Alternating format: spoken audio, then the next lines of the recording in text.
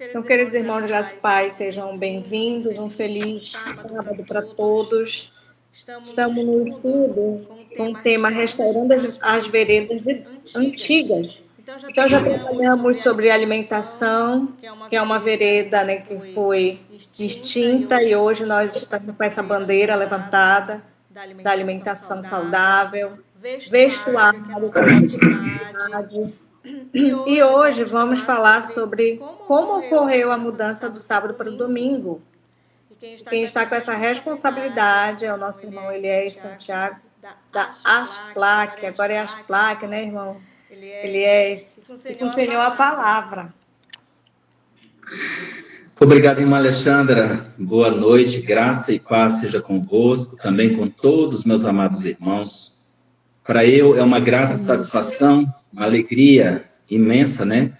Estarmos aqui nas primeiras horas do Santo Sábado e falar deste assunto também, que é muito importante e de vital importância para todos nós como povo, como igreja e como indivíduo também. Então é um grande privilégio, né? E falar sobre este mandamento de Deus, que é o quarto mandamento, enche o meu coração e também que encha o seu coração. Então oremos neste momento para que o Espírito Santo fale conosco. Não eu fale, mas o Espírito Santo me use e nos usa para que possamos entender e também levar para as pessoas. Porque afinal de contas, este mandamento, o quarto mandamento da lei de Deus, registrado em Êxodo capítulo 20, o verso 8 ao 11, será o mandamento que vai chamar o povo à verdadeira adoração a Deus, vai chamar todo o planeta Terra. Irmãos, este assunto é um assunto de extrema importância e de urgente necessidade. Faz parte do princípio de fé nosso. É uma das colunas das crenças fundamentais dos adventistas do sétimo dia, movimento de reforma. Mas eu falo para os irmãos que nós, como igreja, nós existimos desde o Éden. Desde lá do Éden, nós somos conhecidos como adventistas do sétimo dia. Por que adventistas? Porque desde que nossos primeiros pais pecaram, eles estão aguardando o retorno de Jesus para nos tirar deste planeta de pecado. E do sétimo dia, porque todos eles, os nossos pais, os filhos de Deus, ao longo de todas as eras, foram guardadores e santificadores do Santo Sábado. O sábado, meus amados, é um dia especial, um dia santificado. Por esse dia ser santificado, ele quer dizer santo, santo quer dizer separado, separado para um propósito, com o objetivo de, agora, reconhecer o autor, criador, legislador e mantenedor de todas as coisas. Nosso Deus Pai, Deus Filho e Deus Espírito Santo. Então, para nós é uma grande alegria poder falar deste mandamento do Senhor. E hoje nós vamos ver restaurando as veredas antigas. Restaurando as veredas antigas, meus amados. Por que restaurar? Porque em algum momento ela foi perdida ou foi esquecida. Assim como foi um dia esquecido pelo povo de Deus, o qual levou eles a se tornarem cativos em Babilônia, também o povo de Deus, hoje, muitos deles estão esquecendo. E nós somos chamados como reparadores, como restauradores das veredas, ou seja, para que se torne morada novamente, para que se torne habitável novamente. Mas eu quero dizer para os irmãos aqui que o sábado, ele foi observado por todas as eras. Então nós temos a observância do sábado no Éden, por Adão, depois por Sete, Enos, Cainã e assim por diante, até chegar em Noé. De Noé passou-se para os filhos descendentes de Noé, na linhagem de Sem. até chegar em Abraão. Abraão, ele foi escolhido, ou chamado por Deus para ser, através dele, vir a semente de Israel, a semente ou o povo de Deus. Hoje, nós conhecemos como Israel de Deus, ou o povo judeu. Mas nós vamos ver que ao longo da história, o sábado sempre foi preservado por todos os filhos de Deus. Mesmo que fosse um número pequeno, mas foi preservado. Então os irmãos vão anotar alguns textos que eu só vou citar, mas os irmãos anotem, por favor, para vocês lerem, que é Gênesis, no capítulo 2, o verso 1 ao 2, diz que havendo Deus terminado no sexto dia toda a obra da criação, ele fez o sábado, ou seja, ele acrescentou, acoplou um dia, o último dia, que é o sétimo ao 6. E ele fez um ciclo semanal. Então nós temos aqui, meus amados, que Deus, quando Deus criou todas as coisas neste planeta Terra, ele colocou um dia acoplado aos 6 dias, e ele diz, esse dia agora é meu. Deus cansou? Não, Deus não se cansa. Mas ele fez esse dia para ele, para memorar, ou seja, como um dia memorável da criação. O homem precisaria deste dia para ele descansar dos seus trabalhos dos 6 dias, mas no sétimo dia era um dia para comemorar, para rememorar toda a obra da criação. Então vamos pensar aqui. Deus não cansou, mas ele fez este dia para ele. O dia de sábado, ele é comparado como a árvore da ciência do bem e do mal. Como assim? Sim, a árvore da ciência do bem e do mal foi a única que foi proibido ao homem tocar, ou seja, ao homem comer do fruto dela. Então, o sábado também tem esse mesmo princípio. O homem não pode tocar nesse dia como se fosse dele. O sábado é tão especial para Deus quanto aquela árvore era. Ela, ou seja, tinha um princípio apenas de obediência. O princípio da obediência estava nela. E do mesmo jeito está no Santo Sábado, também o princípio da obediência. Portanto, hoje nós vamos ver aqui quando é que se perdeu. Por que que esse dia foi esquecido ou tirado da mente do ser humano? A partir de quando isso aconteceu? É importante nós vermos, porque nós vemos aqui que a semana, ela contendo 6 dias e o sétimo dia, foi escrito em Gênesis. Gênesis capítulo 1, o verso 5 diz, houve tarde de manhã o primeiro dia, depois vem houve tarde de manhã o segundo, o terceiro, o quarto, o quinto, o sexto. E aí lá em Marcos, no capítulo 2, o verso 27, diz que o sábado foi feito por causa do homem, e não o homem por causa do sábado. De sorte que Jesus é Senhor do sábado. Ele faz o que ele quer do sábado, porque é dele. Não é nosso, não é meu, não é seu, é do Senhor. O santo sábado é do Senhor. E todos nós, como filhos de Deus, príncipes e princesas, reis e rainhas, quem quer que for, sendo filho de Deus, precisa adorar a Deus e a obedecer a ordem de Deus. Então, o sábado não toca nele, é meu.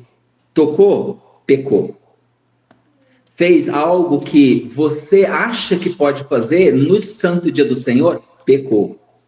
Então, só estou trazendo essa informação para os irmãos entender a profundidade da reverência, da santidade, do respeito e do temor que temos para com Deus e também para com sua lei. Quando nós falamos do sábado, irmãos, nós estamos falando da coroa da lei. A coroa da lei é o sábado. Tiago 2,10, ele fala assim, olha, se disseres guardar todos os mandamentos, mas tropeçar em um só ponto, se torna culpado de todos. É interessante que quando nós observamos o sábado, santificamos o sábado, nós recebemos força e poder de Deus para guardar e santificar todos os outros 9 mandamentos. Mas quando você transgride o santo sábado, você não tem força, não tem poder para vencer nenhum dos outros 9 mandamentos. Nenhum. Isso é muito sério, é muito solene, e nós precisamos entender isso com uma profundidade que Jesus quer nos ensinar, tá? A observância do sábado na era patriarcal, ela foi observada aqui também. Foi observada antes de chegar ao Monte Sinai. Por que vocês acham que Adão foi expulso do Éden? Porque ele transgrediu a lei de Deus, a lei de Deus, a lei do decálogo, a lei dos 10 mandamentos. Então ele transgrediu. E assim, dessa forma, ele foi expulso do Éden. Os homens guardaram e santificaram o sábado. Adão se arrependeu, Adão confessou seus pecados e assim viveu 930 anos aqui neste planeta ainda, sofrendo muito.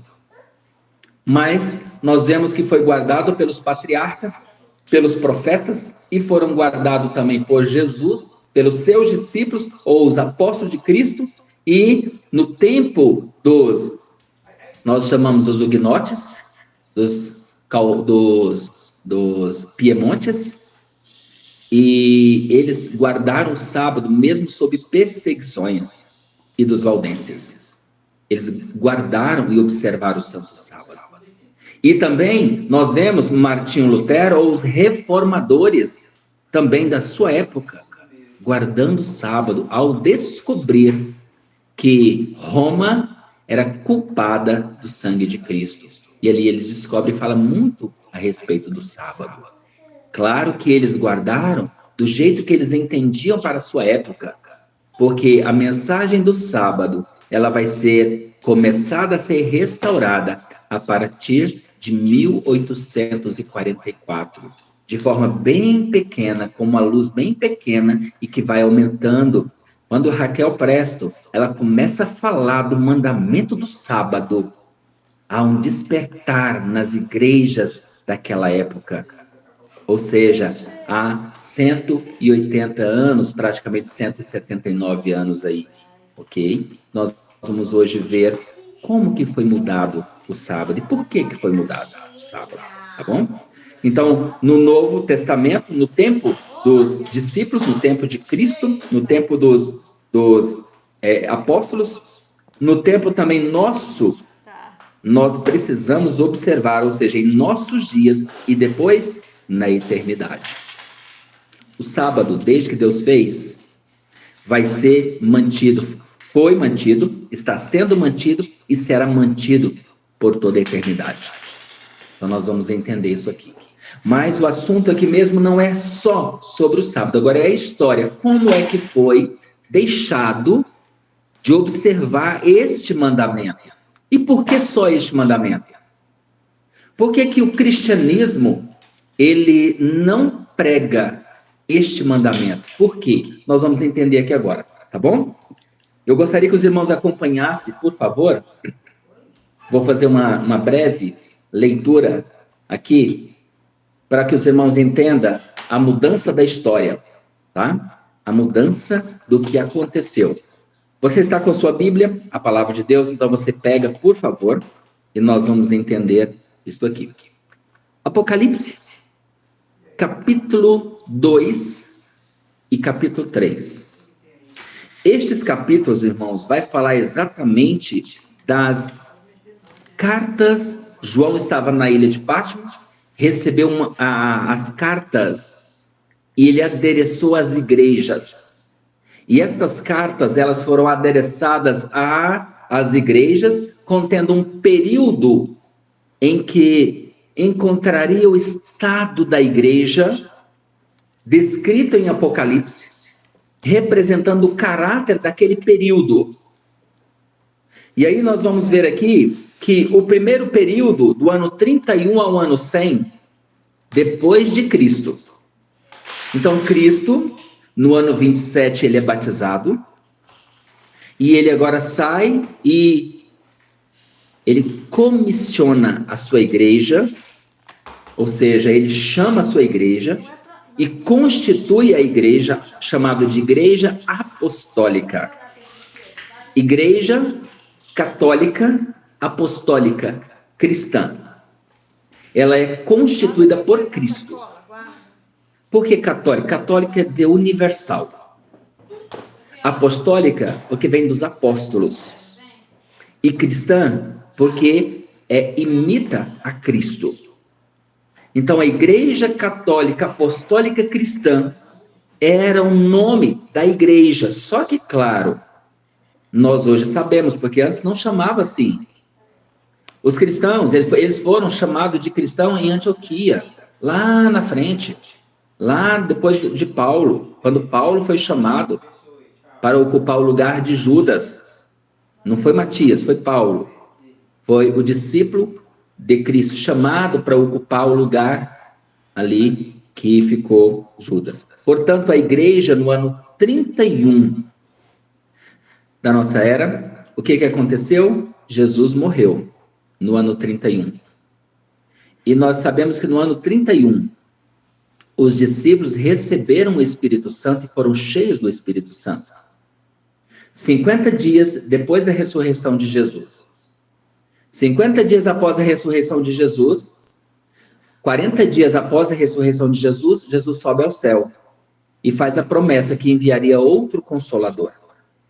E ele pediu que os discípulos ficassem em Jerusalém até que do alto fossem revestidos do poder do Espírito Santo.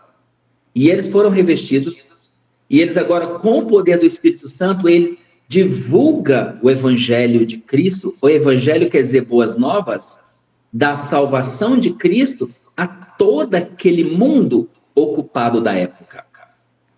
Inclusive, nós vemos que no ano 34, o povo judeu como nação rejeitou a Cristo, ou seja, a porta da graça fechou para eles como nação no ano 34, com o apedrejamento de Estevão, e Saulo, que estava ali, que participou, entre aspas, que ficou, ou seja, recebeu a capa de Estevão no seu pé, ali, as coisas de Estevão, depois ele vai com uma missão para Damasco, para prender os cristãos e matá-los, e ali ele tem um encontro com Cristo.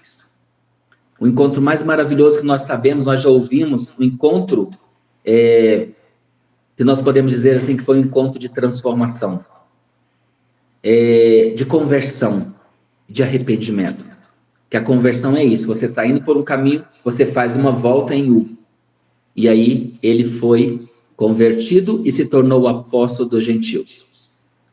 A partir daí, nós vemos no relato bíblico que tanto Cristo, quanto seus apóstolos, quanto Paulo também, que era apóstolo de Cristo, chamado por Cristo, treinado 3 anos lá no deserto da Arábia, foi treinado pelo próprio Cristo. Ele agora faz as reuniões no dia de sábado, nas sinagogas. Então, o sábado, ele foi mantido porque Jesus veio para tirar um fardo do sábado que o povo judeu tinha colocado, entre aspas, Satanás tinha feito isso, se tornar um peso, se tornar um fardo na vida dos judeus. E aí, ao mesmo tempo que Satanás fez isso, Jesus veio para tirar ou desmistificar aquelas obras que eles estavam fazendo que não era necessário fazer como um processo de santificação do Santo Sábado. Como, por exemplo, cuspir no chão era pecado. Você andar 800 metros, só podia andar aquilo ali porque depois não podia mais. Você fazer certas coisas ali que se tornou um fardo, um peso. Por isso chamou de judaizantes, porque eles queriam fazer com que o sábado fosse realmente exigido aquilo ali. E aí, os apóstolos, eles tiraram isso também, fizeram com que o sábado se tornasse leve, muito leve. Portanto, os cristãos continuou no processo de ser perseguido pelo povo judeu, ou aqueles que diziam ser dos filhos de Deus. Junto com o Estado e a religião cristã da época, perseguia os próprios cristãos. E nós vemos que no ano 70 acontece a destruição de Jerusalém, junto com o templo, que foi o segundo templo, foi destruído ali, E o povo se espalhou. Porque antes, um pouquinho, ou seja, nós sabemos e entendemos a história, que eles fugiram para a cidade de Pela, e ali todos os cristãos se salvaram, né? Porque não pereceram nenhum cristão na destruição de Jerusalém. Mas ali, o povo que ficou ali, que era judeu também, confiava em Cristo, mas não tinha as obras de Cristo, pereceram. Ou seja, mais de 1 milhão de pessoas pereceram no cerco de Jerusalém. Então, Éfeso é o símbolo, o significado de desejável, do ano 31 ao ano 100, e Esmirna, ou seja, do ano 100 ao ano 313. Então, aqui nós vamos começar a nossa história.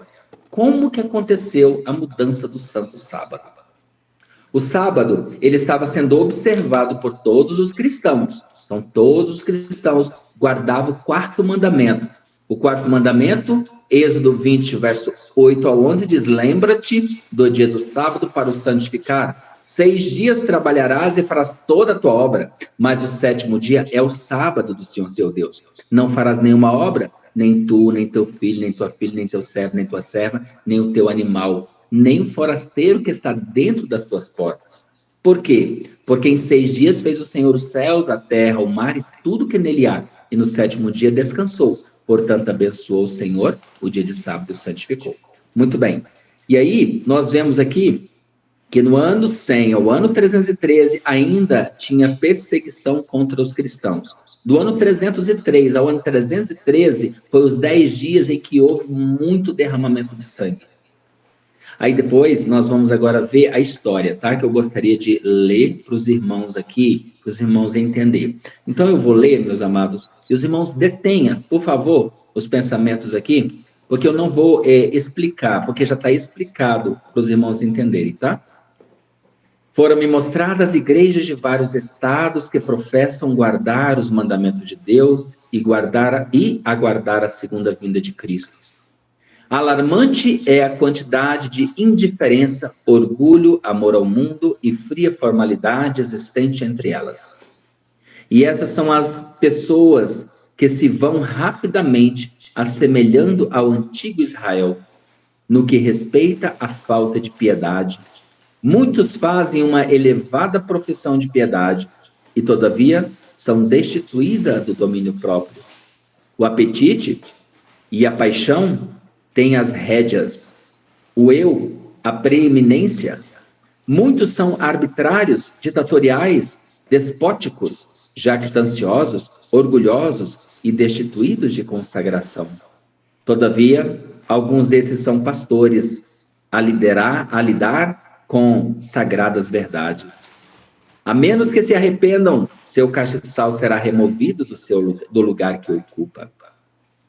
Então, nós vemos aqui que a igreja de Esmirna, Pérgamo, Tiatira e parte da igreja de Sardes viveu o período transitório da mudança do sábado. E nós vamos entender um pouquinho isso aqui para a gente chegar no contexto da história, tá bom? Para os irmãos entenderem. Aqui diz assim: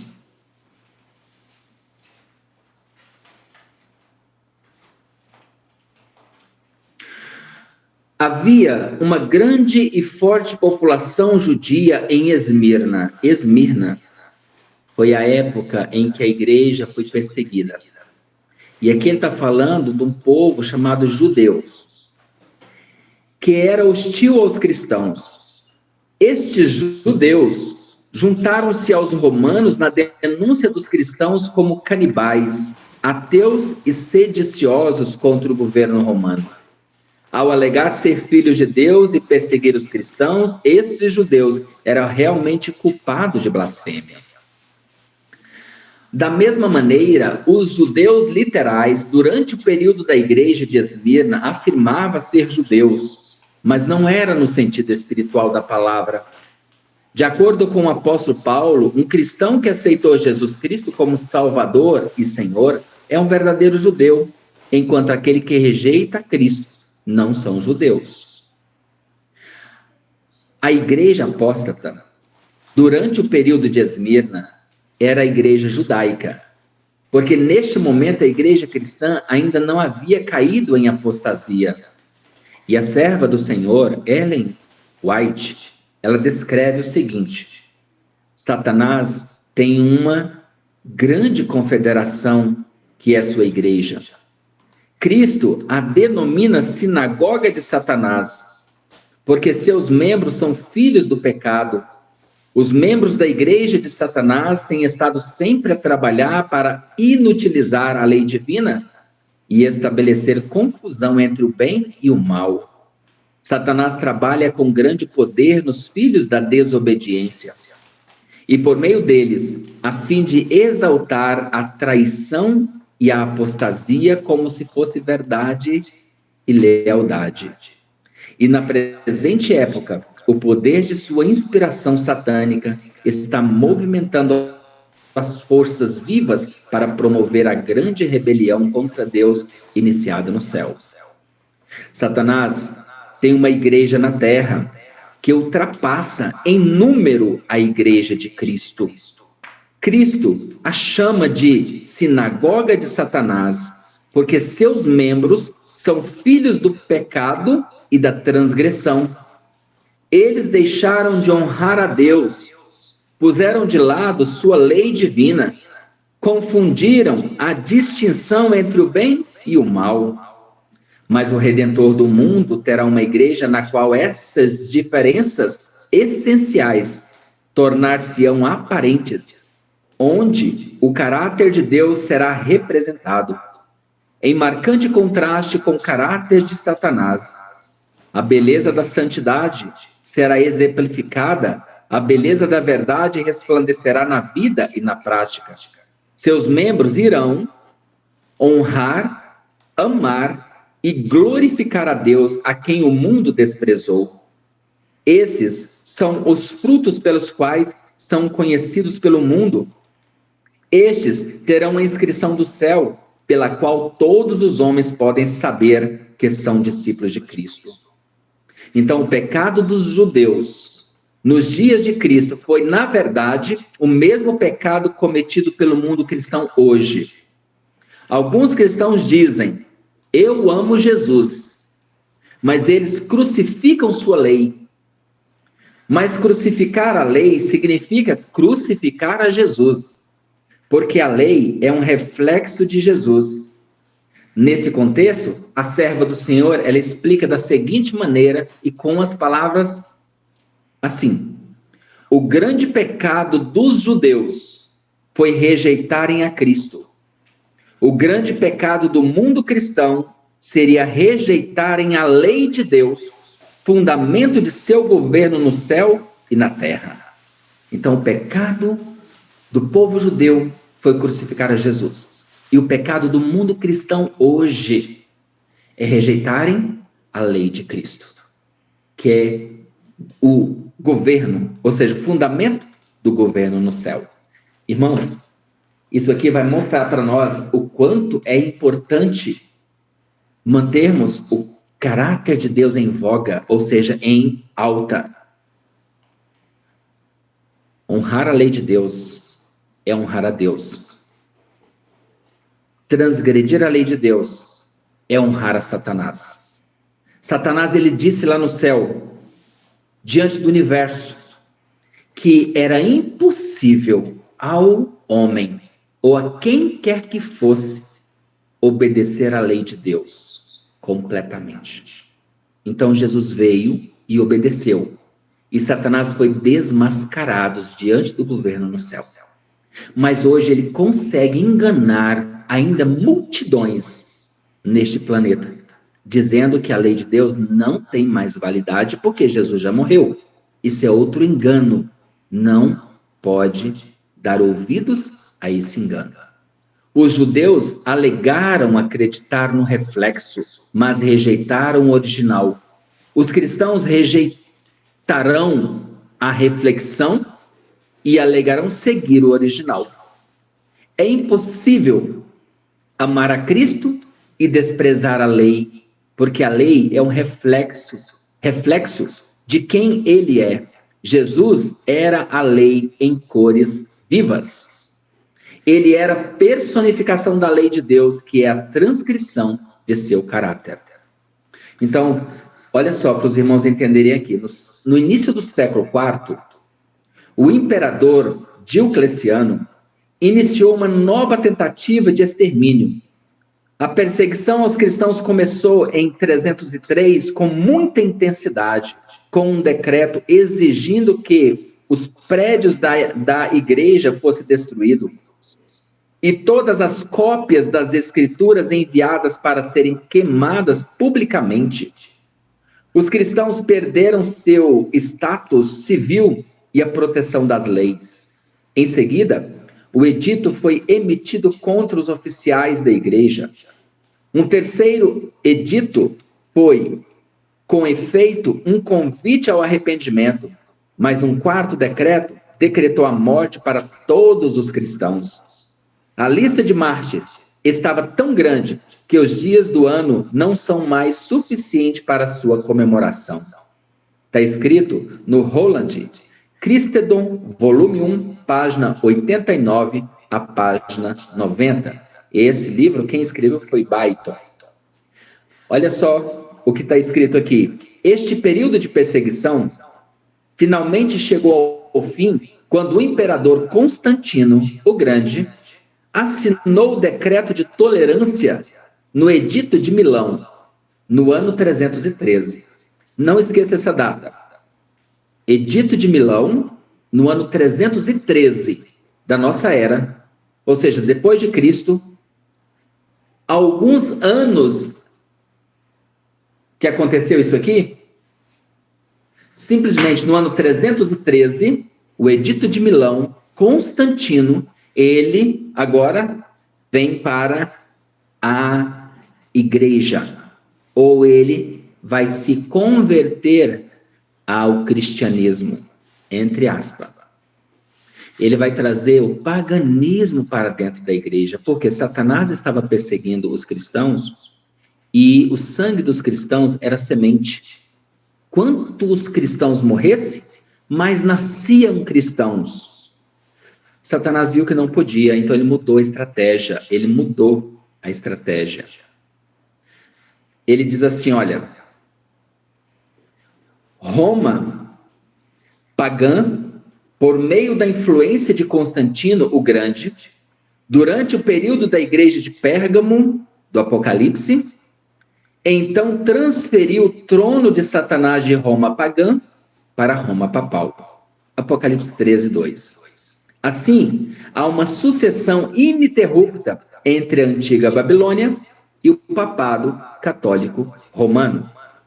Os cristãos, durante o período da igreja de Pérgamo, viviam na própria sede de Satanás, o homem do pecado, cuja religião é o mistério da iniquidade. Agora eu vou chamar a sua atenção para 2 Tessalonicenses, no capítulo 2, o verso 3 e 4. Anote esses textos, porque você vai ver o que o apóstolo Paulo diz na sua segunda carta aos Tessalonicenses. Ele diz que isso não aconteceria, que era falando a respeito da volta de Jesus. Muitos ali falando a respeito da morte, a respeito da volta de Jesus, que não aconteceria sem que antes se manifestasse o homem do pecado, o filho da perdição, conhecido também como o homem da iniquidade, o qual se assentaria no trono de Deus, querendo parecer Deus. Irmãos, isso é muito importante que os irmãos entendam isso aqui. Quando nós vemos o que Paulo diz, ele leva os nossos pensamentos a Daniel no capítulo 7, o verso 25. Daniel capítulo 7 e o verso 25, ali ele fala do estabelecimento do homem do pecado. Ele cuidaria em mudar os tempos e a lei. E também perseguiria os cristãos ou santos que seriam entregues em suas mãos por um tempo, 2 tempos e metade de um tempo. Nós sabemos que esse tempo, 1 tempo, 2 tempos, metade de um tempo, ela é 3 anos e meio, que profeticamente um dia te dei para cada ano, ou seja, 1.260 dias, que é igual a 1.260 anos. Nós vemos a perseguição da igreja. Portanto, quando é que foi mudado o sábado? A história vai contar para a gente que foi por Constantino. Então, nós já descobrimos quem foi. Constantino. Ele se converte ao cristianismo porque a igreja estava sendo perseguida e o sangue dos mártires era semente. Quanto mais morria cristão, mais nascia cristão. E aí agora Satanás vê outra estratégia. Não tem como, estou perdendo terreno. E ele agora acha um homem lá, que ele vê numa ponte, uma imagem da cruz, e diz que com aquela cruz, ele seria um vencedor. E aí ele vem, traz a figura da cruz para dentro da igreja, ele vem agora falando que precisava colocar... Irmãos, ele era um adorador do Deus Sol. Ou a gente chama de... tinha o mitraísmo. O mitraísmo, ele era um adorador, ou venerava aos deuses pagãos. Dentre esses deuses pagãos estava o Deus Sol. Tá? Eu estou resumindo um pouquinho para os irmãos, que a história é grande, mas nós vamos ver aqui, olha. Pouco a pouco, a princípio furtiva e silenciosamente, e depois mais às claras, na medida em que crescia em força e conquistava o domínio de manter da mente das pessoas, o ministério da iniquidade levou avante sua obra de engano e blasfêmia. Quase imperceptivelmente, os costumes do paganismo tiveram ingresso na igreja cristã. O espírito de transigência e conformidade fora restringido durante algum tempo pelas terríveis perseguições que a igreja suportou sob o paganismo. Mas, em cessando a perseguição, no edito de Milão, em 313, e entrando o cristianismo nas cortes e palácio dos reis, pôs ela de lado a humilde simplicidade de Cristo e seus apóstolos em troca da pompa e orgulho dos sacerdotes e governadores pagãos. E em lugar das ordenanças de Deus, colocou teorias e tradições humanas. A conversão nominal de Constantino, na primeira parte do século IV, causou grande regozijo, e o mundo, sob o manto de justiça aparente, introduziu-se na igreja. Progredia rapidamente a obra de corrupção. O paganismo, conquanto parecesse suplantando, tornou-se o vencedor. Seu espírito dominava a igreja, suas doutrinas cerimoniais e superstições incorporava-se à fé e culto dos professos seguidores de Cristo. É um fato histórico que a religião do papado católico romano foi herdada de Roma pagã. E é bem sabido que o imperador pagão Constantino o Grande trouxe todos os tipos de práticas pagãs para a igreja. Isso é reconhecido tanto por historiadores seculares quanto pela igreja. Na verdade, o nome Supremo Pontífice, ou Pontifex Maximus, foi usado pelos imperadores romanos pagãos, antes de se tornarem um título para o bispo de Roma. Depois que o Edito de Milão foi assinado, no ano 313, os cristãos foram restaurados como cidadãos genuínos do Império Romano, e o resultado disso é descrito ali nos livros. E eu quero ler aqui para os irmãos a mudança, para que os irmãos entendam a mudança que houve do sábado para o domingo.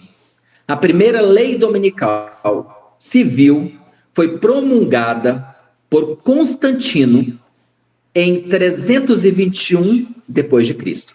No dia 7 de março, guarda essa data, 7 de março de 321, sai o primeiro decreto dominical.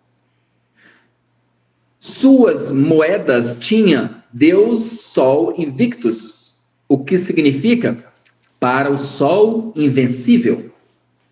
Uma das razões pelas quais o papado adotou o domingo como dia de adoração foi por causa da influência da adoração pagã do Sol em Roma. Então, Constantino, quando se converteu no ano 313, ele agora veio trazendo e colocando devagarzinho dentro da igreja todos os cultos pagânicos. E ele pegou e as figuras cristãs e colocou nomes nelas. Por exemplo, domingo, para os cristãos, eles falaram, não, você agora vai falar que Jesus, isso aqui foi Eusébio, tá? Eusébio, que ele era podemos dizer que ele era um puxa-saco de Constantino. Desculpa a expressão, mas ele era uma pessoa que bajulava, né? Um bajulador de Constantino. Então ele falou que Constantino podia falar que os cristãos guardariam o domingo porque Cristo ressuscitou nesse dia. Por Cristo ter ressuscitado nesse dia, então o mundo cristão poderia comemorar, porque era nesse dia que Jesus ressuscitou. E escrituristicamente, na Bíblia, não se acha nenhuma passagem dando vazão a tal sacrilégio. Porque isso é um sacrilégio. Ou seja, falar algo que não está escrito na Escritura, ou dizer algo que não está escrito na Bíblia Sagrada. Na Bíblia Sagrada, nós temos 8 passagens a respeito do primeiro dia apenas. 8. Dos quais nenhuma chama à santidade este primeiro dia. São só conta os relatos do que aconteceu naquele primeiro dia. Mas nós temos na Bíblia Sagrada mais de 108 versos bíblicos relacionados ao Santo Sábado. Nós temos 54 versos diretamente sobre o sábado e mais os outros indiretamente, para que nós entendamos que este dia é um dia especial. E no ano 321, no dia 7 de março, sai o decreto dominical para que o homem pudesse observar este dia. Então, na primeira parte do século IV, o imperador Constantino promulgou um decreto fazendo do domingo uma festividade pública em todo o Império Romano. O dia do sol era venerado por seus súditos pagãos e honrado pelos cristãos. Era política do imperador unir os interesses em conflito do paganismo e cristianismo.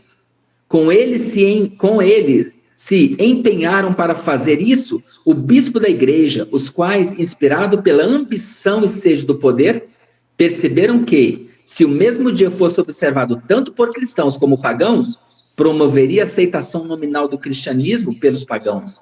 Assim, adiantaria o poderio e glória da igreja.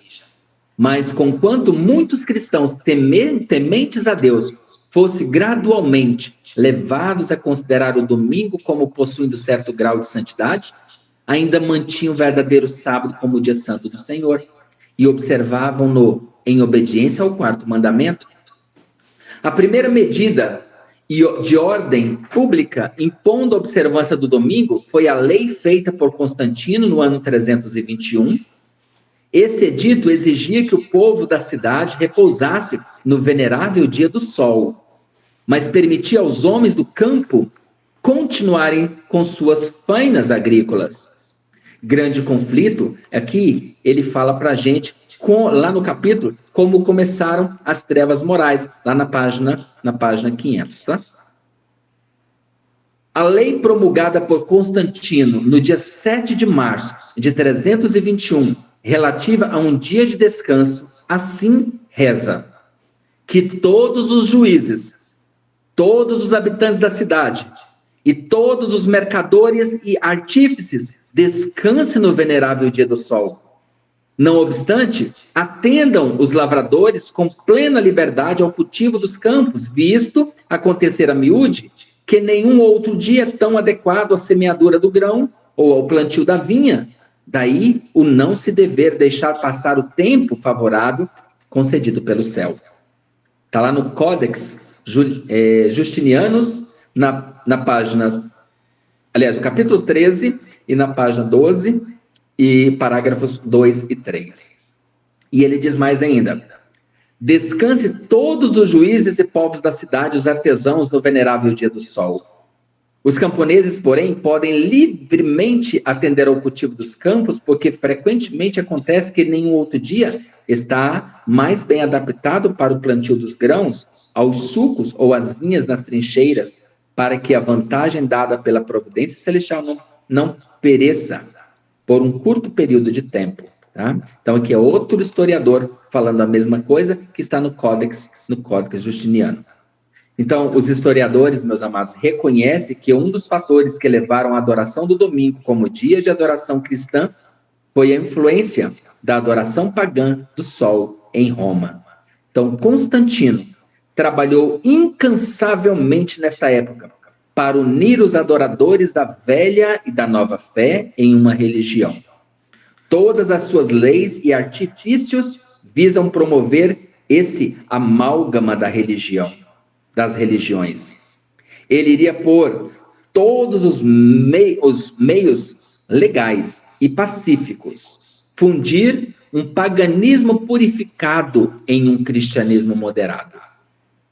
E aqui ele vem mais. Com relação à lei dominical, é-nos dito que ele designava o domingo por seu nome, pagão tradicional. Qual que é o nome do domingo? Tradicionalmente falando, é chamado de o dia do sol. O domingo, lá em inglês, é Sunday, o dia do sol. Não o sábado ou o dia do Senhor. Os pagãos podiam, portanto, aceitá-lo. Os cristãos deram ao sol natural um novo significado, pensando em Cristo como o sol da justiça. Constantino e imperadores posteriores, bem como os conselhos da igreja, promulgaram legislações dominicais adicionais. Foi o decreto de Constantino de 321, no entanto, que lançou as bases para um reconhecimento universal do domingo como um dia de descanso. Então, meus amados, aqui está a história da mudança. Quando nós vemos por Constantino foi mudada, houve a perseguição aos cristãos, os cristãos deixaram a igreja, foram para as montanhas, foram para os montes. Ali deles nós vemos os huguenotes, vemos os piemontes, vemos os valdenses, todos eles mantendo as escrituras sagradas, dentre eles a guarda dos mandamentos de Deus, a lei de Deus. Depois nós vemos no ano 538 em diante, o papado subindo, ou seja, a meia-noite do mundo foi o meio-dia do papado. E ele agora começa a perseguição contra os cristãos, contra toda a igreja de Deus, que é conhecido como período ou idade das trevas. Esse período, meus amados, foi terminado em 1798, que é o cumprimento dos 1260 dias, ou 1260 anos. A igreja foi perseguida. Morreu milhares de cristãos, mas estes cristãos são conhecidos em Apocalipse como os mártires, que clamam a Deus por vingança. E Deus vai vingar todos eles. E os mártires ainda, a semente deles não foram completada, ainda o número deles também. Porque tem um número de mártires a ser completado. Até hoje, irmãos, só para os irmãos terem uma ideia, só no ano passado morreram mais de 300 mil cristãos. No mundo, mais de 300 mil cristãos perseguidos por causa da fé em Jesus. Só o ano passado. Para os irmãos terem uma ideia. E agora, finalizando aqui nosso estudo de hoje, eu quero dizer para os irmãos o seguinte: nós estamos na iminência, novamente, de sair outro decreto dominical em nível nacional nos Estados Unidos da América, e todos os outros países vão copiar os Estados Unidos da América. Aqui nós precisaríamos de outro estudo, mas eu vou simplesmente resumir para os irmãos o que vai acontecer. Apocalipse capítulo 13. Apocalipse capítulo 12. Ali diz que o dragão, o verso 17, diz que o dragão irou-se contra a mulher e foi fazer guerra ao resto da sua semente, ao remanescente. Aqueles que têm fé em Jesus, os teus testemunhos e fé em Jesus. Apocalipse, no capítulo 17, vai falar exatamente do oitavo rei. O oitavo rei, ali em Apocalipse 17, é exatamente os Estados Unidos da América quando unem o seu poder junto com Roma papal. E aí eles vão fazer, os Estados Unidos da América vai prestar uma homenagem a Roma. E a homenagem que ele presta é guardar o dia de domingo nacionalmente.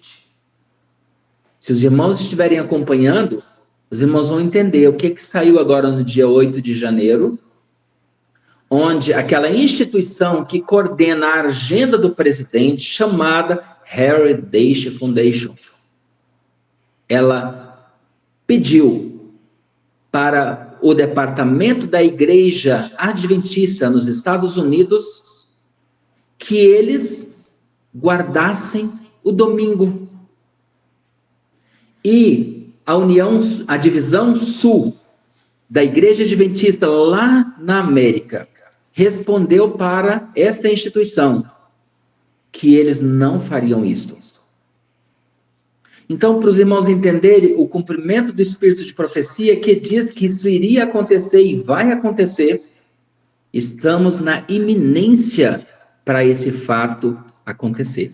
Só que existe para nós, como Igreja de Deus, algo tremendo para acontecer também ao mesmo tempo, que é o derramamento da chuva serôdia e a pregação das 3 mensagens angélicas de Apocalipse capítulo 14, especialmente Apocalipse 14, verso 9 ao 11. Nós vamos pregar com grande poder para que ninguém adore a besta e nem a sua imagem, nem recebe o sinal na sua testa ou na sua mão. Ninguém. E que guarda e santifique o verdadeiro sábado do Senhor, e não sábado espúrio, não sábado falso, como eles têm propagado. E nós, como povo de Deus, somos chamados para reformar. Somos chamados de reparadores de brechas. Somos chamados de reparadores de veredas para que tornem-se habitáveis novamente. O sábado do Senhor, ele está sendo, na realidade, irmãos, já está sendo amplamente divulgado nos Estados Unidos da América. No dia 10 de setembro do ano passado, morreu um jovem que ele escreveu um livro falando: pare, não desonre a Deus. Ou seja, guarde o sábado. Esse livro já foi vendido, depois da sua morte, a gente fala póstumo, já foi vendido para mais da metade dos americanos. O livro de Charlie Kirk, falando sobre o sábado. Só que, claro, eles será que vão guardar o sábado do 7º dia? Não. Eles vão guardar o falso sábado. Porque o Papa é americano. O governo Trump, ele se considera o reinado de ouro, como Babilônia. O governo dos Estados Unidos tem todas as características de todos os reinos que vieram anterior a ele, que foi Babilônia, os medos e os persas, a Grécia e Roma nas suas 2 fases, imperial e papal. Quando a gente fala do 8º rei, é porque começa a ser contado lá do Egito, Assírio, os babilônios, medos e os persas, a Grécia, Roma papal, Roma imperial, Roma papal e agora os Estados Unidos da América, trazendo as mesmas características. O presidente atual agora da América, ele se considera um Constantino. Se os irmãos veem a matéria, quando ele recebeu a homenagem, um bispo dando para ele a cruz, falando que ele era um Constantino. Ele se considerou. Irmãos, atenta para o cumprimento das profecias. Essa história que aconteceu no ano 321, no dia 7 de março deste ano de 321, quando sai o decreto, ou seja, promulgado para que ninguém trabalhasse nesse dia, adorasse esse venerável dia como sendo o sábado, vai se repetir novamente na história. E nós somos chamados de povo para reparar, para restaurar essas brechas, para que a vereda se torne habitada.